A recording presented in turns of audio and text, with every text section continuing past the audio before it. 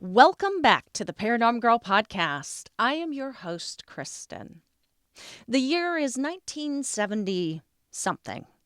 A young boy in Brantley, Alabama, was wandering out in the woods along the nearby Conecuh River. He suddenly stopped as his eyes landed on something very strange in the sandbar. Very large, very distinct, human-like footprints. But they definitely weren't human at 19 inches long, 9 inches wide. The equivalent of a men's size 37. This young boy would later mention what he had seen quietly to a fellow patron at the local hardware store. Unbeknownst to him, another patron would overhear the conversation and then quickly and quietly exit the store under his breath going, tee-hee-hee-hee. This other patron was Eugene Hendrick, an artist and Brantley native. He got a wild hair up his hooey one day, he says, after seeing a news story about a Bigfoot hoax perpetrated in Oregon involving someone in a gorilla suit, and he wanted to do something about Sasquatch. So he cut out some wooden feet, strapped them on his shoes, and off he went to leave the tracks along the bank of the river.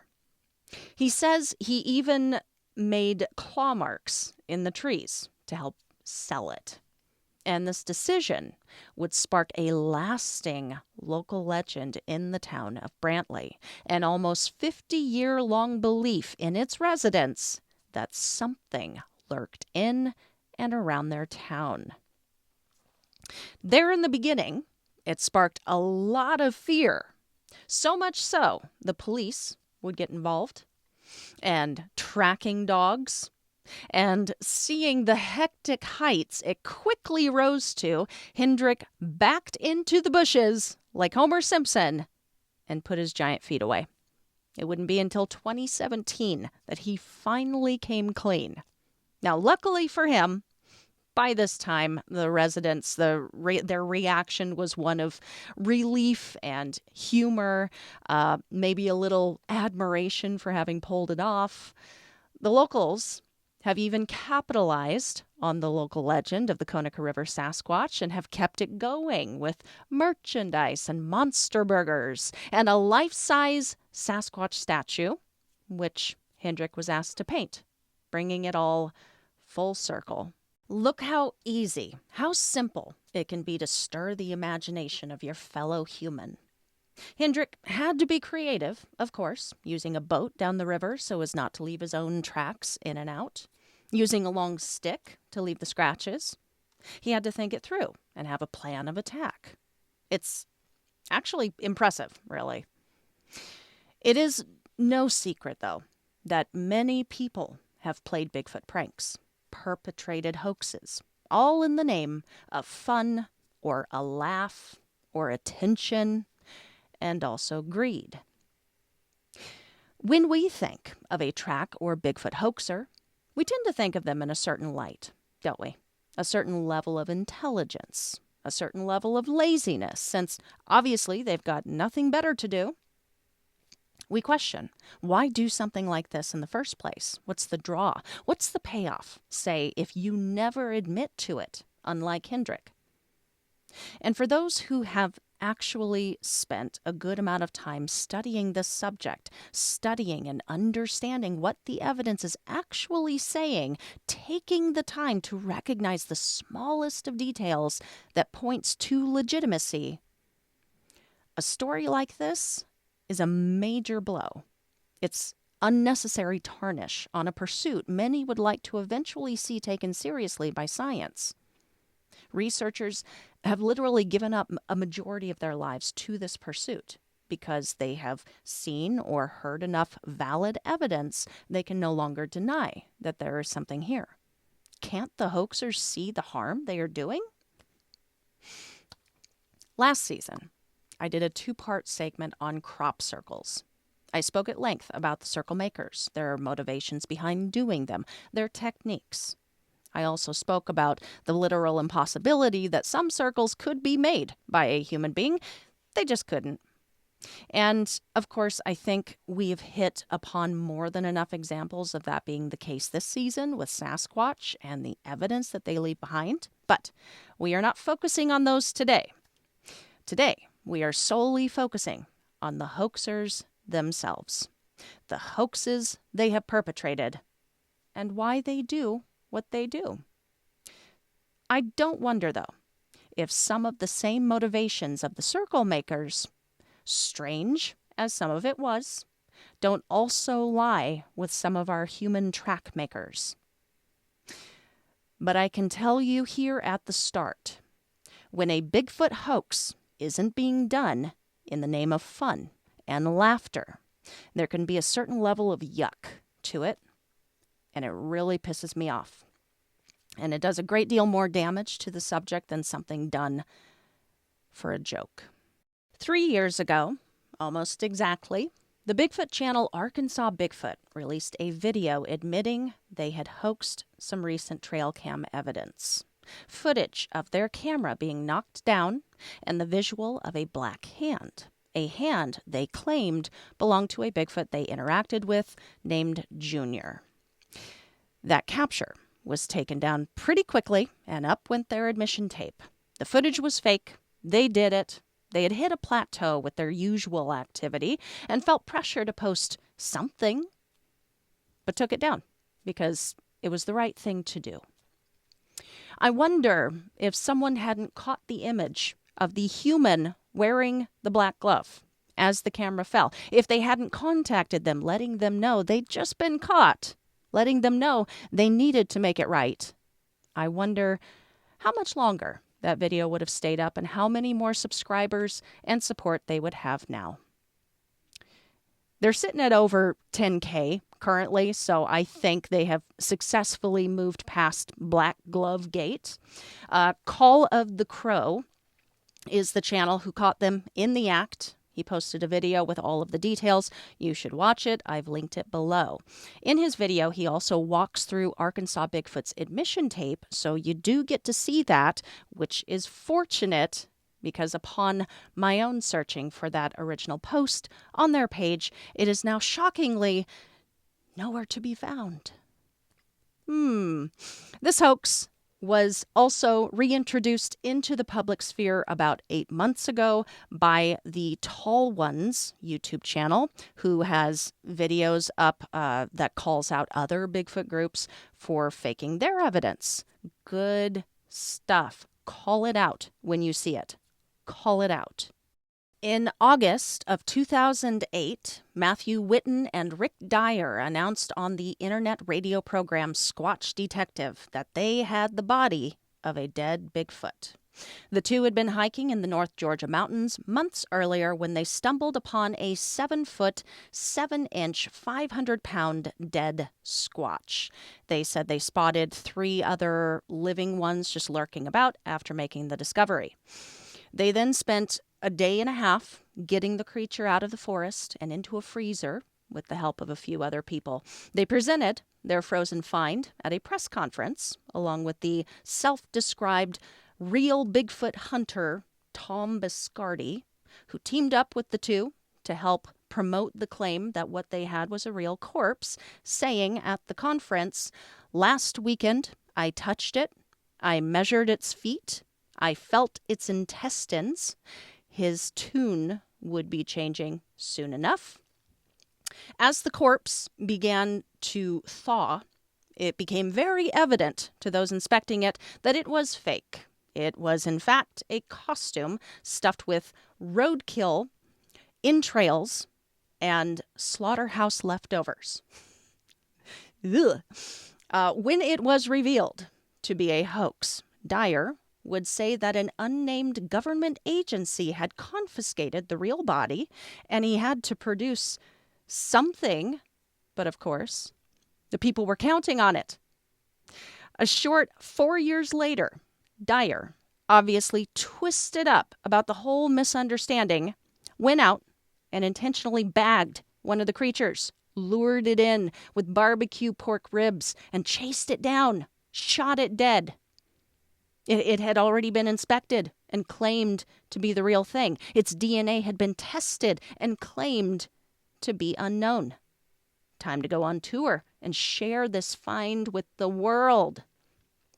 For a nominal fee of $10, you could see Hank, the Bigfoot, in the flesh, inside of a wooden coffin, behind thick plexiglass. The tour sold out. But word started getting around about this weird dead Bigfoot thing Dyer had been involved with just years prior, and people began calling for more open testing of the corpse. This was not appreciated. Jeff Meldrum would say, "The thing has clearly been fabricated to depict a specimen that has been dissected. It smacks of images of alien autopsy." Ooh, Dr. Jeff, spitting facts, son. Donning shades. He ate, yo. He ate. I would also say it smacks of Minnesota Iceman, like, for sure. Dyer would be confronted by folks on his own team and a spokesperson for the tour and project who would write that after confronting him regarding the authenticity of the thing, Dyer admitted it wasn't real and he had paid someone to make it after lying to them about what he wanted it for. Said he needed it for a prop for a movie, took it on tour instead, made $500,000.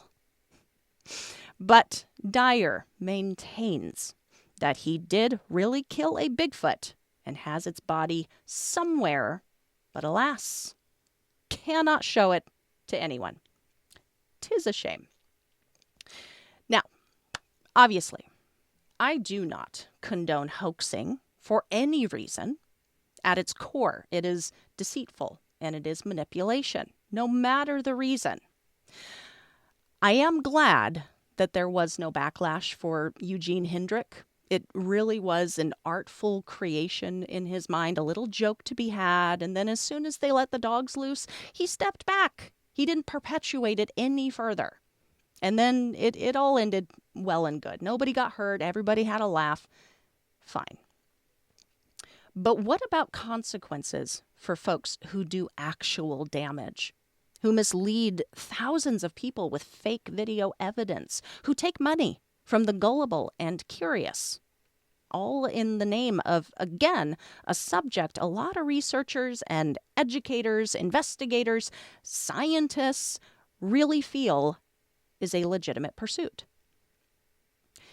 And you're ruining it. You're ruining its legitimacy by taking it too far or taking advantage of folks. Maybe consequences have to fall on those of us looking at the subject closely. We have to be the ones to call them out, to weed them out, to block out the riffraff. On Dyer's Wikipedia page, they quoted a deputy editor at Skeptical Inquirer, and it's been on my mind researching this one. He says, if Bigfoot researchers wish to be taken seriously, they could start by cleaning their own house. The biggest threat to their credibility is not skeptics nor a ridiculing public, but instead those who provide an endless stream of bogus claims and evidence. Cannot argue with that. You really cannot. So, it falls on Bigfooters, in it for the right reasons, to, like I said before, call it out when you see it. If not for yourself, do it for them. Hoaxers have had close calls and can potentially get hurt engaging in their prank, like really hurt, such as in this real-life example. In August of 2012, a Montana resident attempting to stage a Bigfoot sighting was hit by a car because he was standing in the road, dressed in a ghillie suit at night. As he lay in the roadway, he was then run over by a second car. It was not clear which car, the one driven by a 17-year-old girl or the one driven by a 15-year-old girl, who both are currently just living with the memory of what happened that night. But it was not clear which one actually rendered the man dead. Dead. All in hopes that he could trick people into calling in a sighting. I just don't think it was worth it. We're going to head into our final hoax for today. And we'll elaborate a little bit more on this one. But this, maybe, is one of the most well-known, far-reaching, life-changing hoaxes to ever exist. So people say. That hoax is Bigfoot itself. Now, Ray Wallace was a known prankster. He loved a good joke, a good laugh. This is how his family described him following his passing.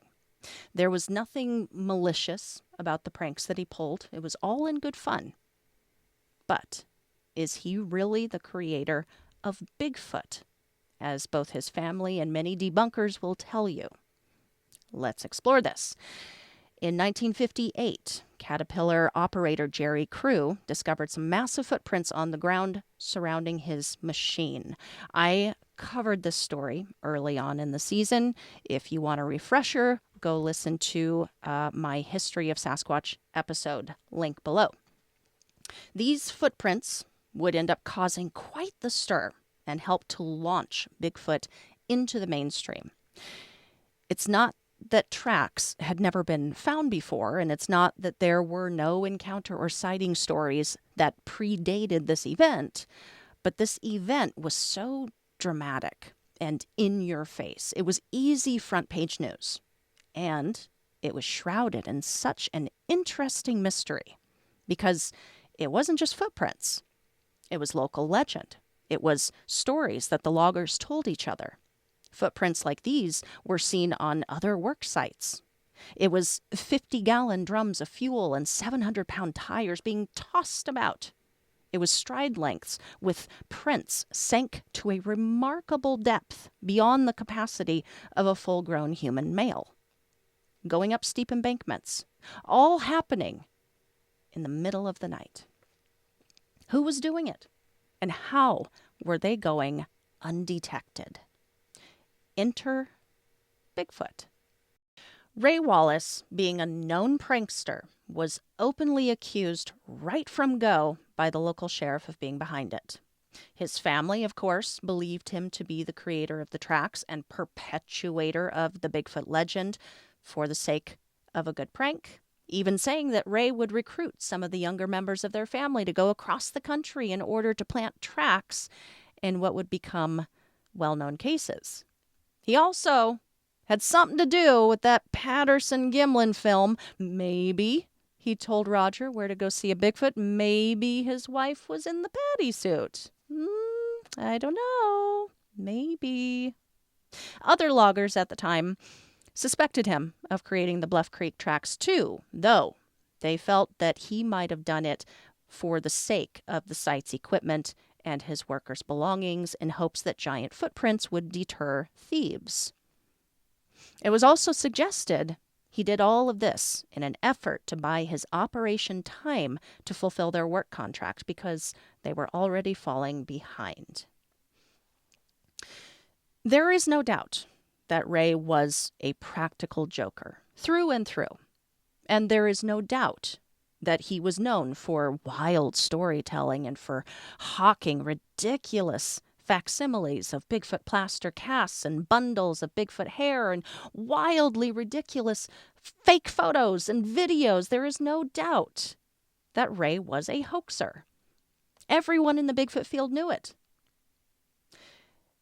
And that was the end of the story for popular media across the world. Happy to put a period on this whole tale and wrap it all up with a bow.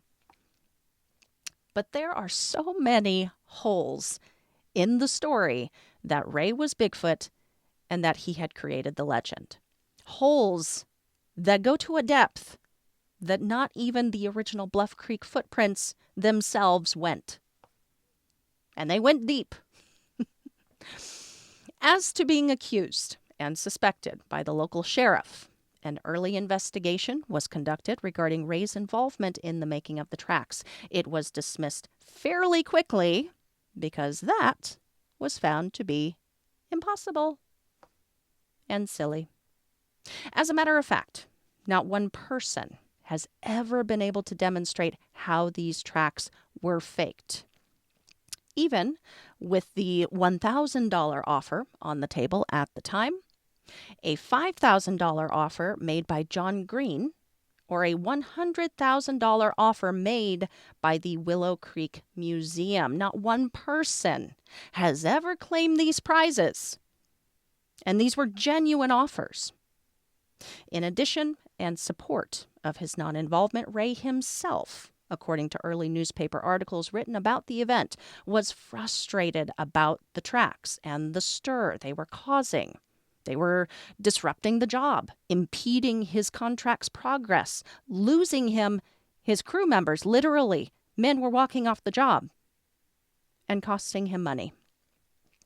As to the men and other loggers who suspected and speculated that he made the tracks, other employees and men from the site, ones who witnessed the tracks in 1958, would also mention that Ray was rarely on site. He was often based out of Willow Creek, hours away, and he was usually just out of the region entirely, looking for future contracts. As to his family revealing, only after his death, that Ray was behind the whole thing. They always knew it was him. They had uncovered a secret stash of his wooden feet. They had the pair that he used at Bluff Creek. He had faked photos and videos. Their mother was often his actor and dressed up in a gorilla suit. Maybe she was Patty. We're not saying, but, we're kind of saying. So, I have recently enjoyed one of Ray's cinematic creations with his wife. Suffice it to say, there is no comparison.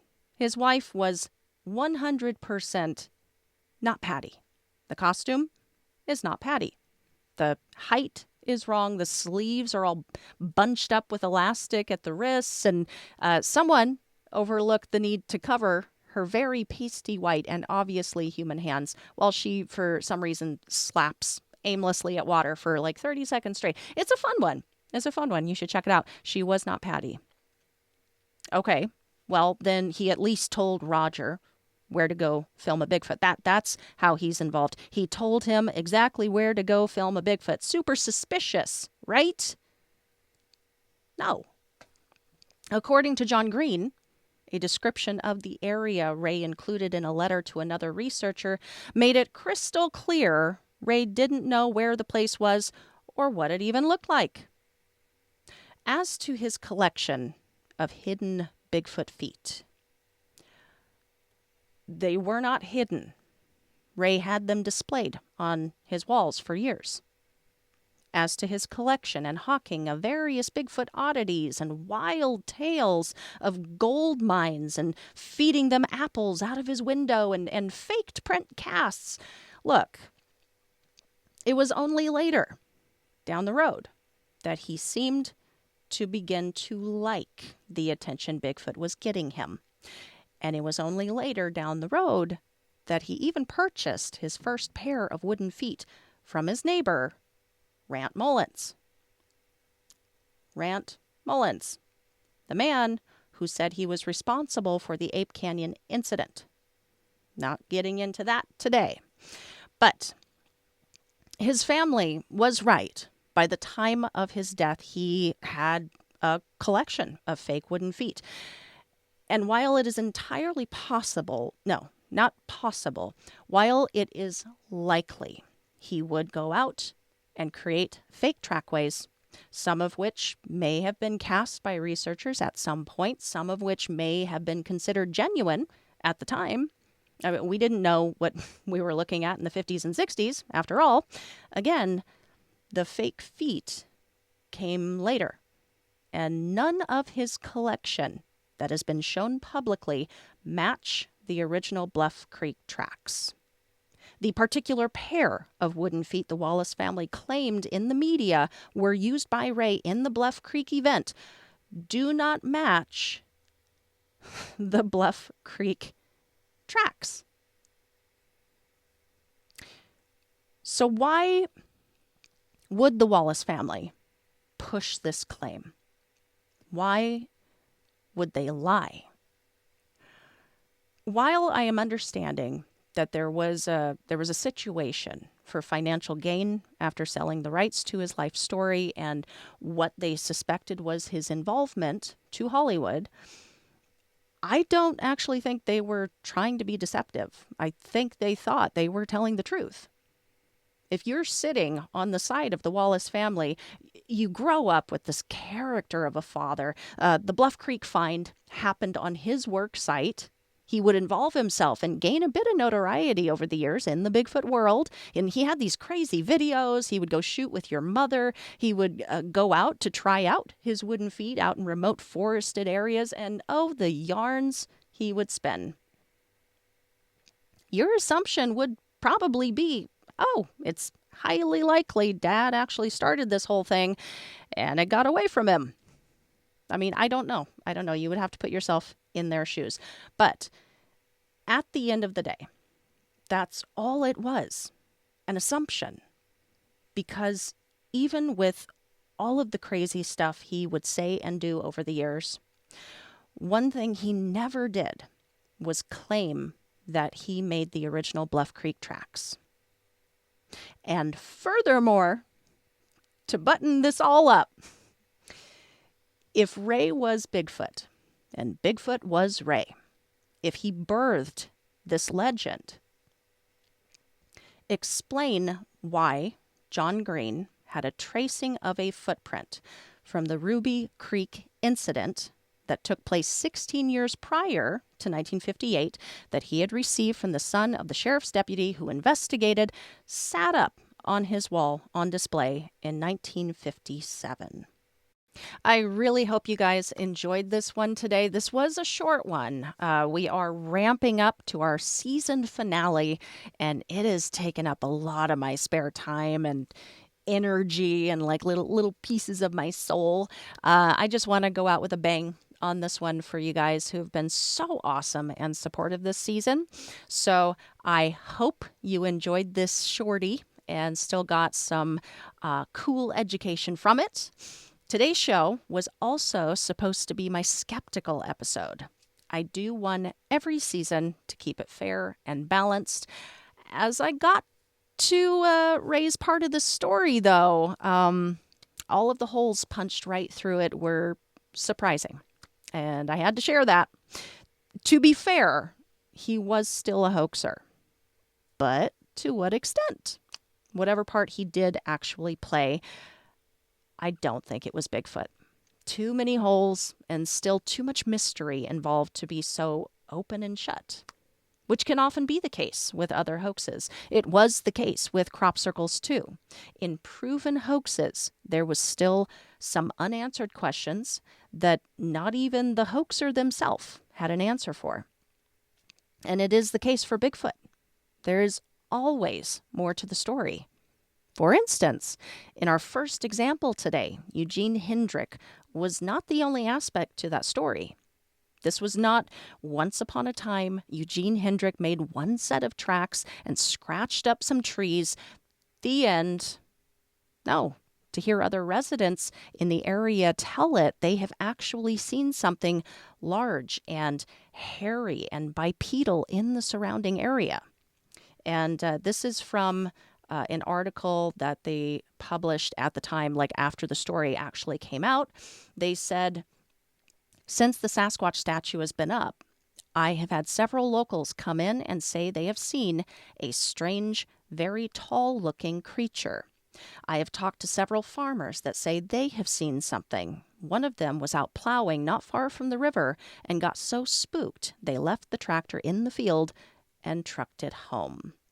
So they're seeing something unexplainable out there. There is hoaxery afoot, to be sure. There's never not going to be someone out there who doesn't find it funny or a financially sound endeavor to pull one over on others. But even if we take out the portion of accounts of bears mistaken for Sasquatch, we're still left with thousands of examples. Were all of them pranks with a guy in a ghillie suit? And now researchers and investigators have gotten so very good at deducing suspected Sasquatch tracks from other animal tracks. Even after removing those, we are still left with thousands of examples.